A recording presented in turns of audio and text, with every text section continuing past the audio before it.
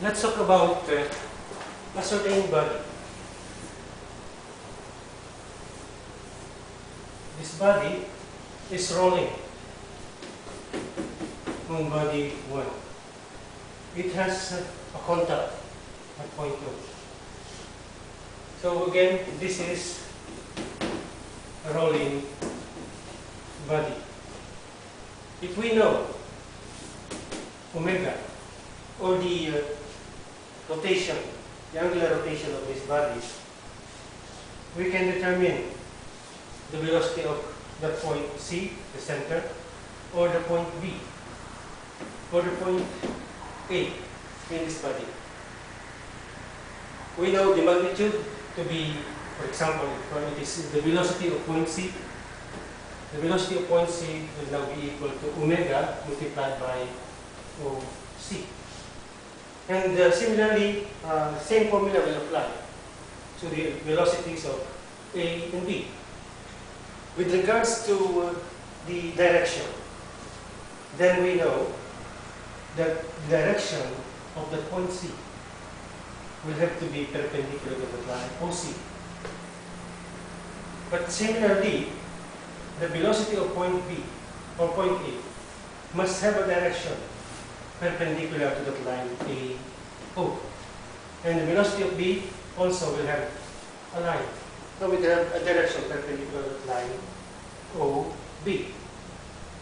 And so with regards to that fact that this is the instantaneous axis of velocity, we can easily make the analysis of the velocity of A, B, and B, knowing the distance AO and BO. And by our graphical approach, we can just easily make this line, draw this arc, and so also draw this arc from B. And knowing the velocity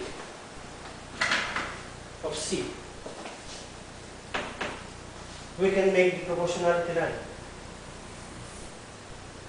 And know that the direction of C of B is which is here, will have a magnitude of this vector, and A has a magnitude of this vector. Velocity of A, velocity of B. So again, this is the instantaneous axis of velocity, and it is the rolling body. A rolling body, it is a point which is in contact with the body on which this body is moving.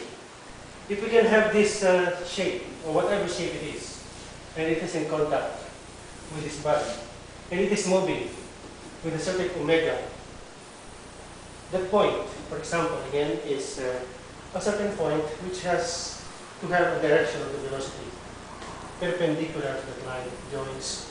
That point, again, let's call it point D, join, moving about an axis. This is point O, the contact point.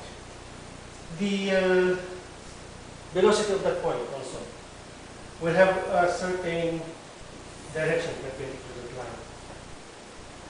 Again, this has a direction, or the velocity of this point. Let's call it point E. This is point L. The velocity of these points will all have their directions perpendicular to the line that joins the points with the axis of rotation. So the instantaneous axis of velocity of these bodies are all these points of contact. And if we may continue with this, if we know this as the direction of the direction of D, and we can make this arc, this line, and draw this arc from E and F. We can have this proportionality line and know the velocities of F, velocity of E, knowing that the velocity of D is given there, or is known here.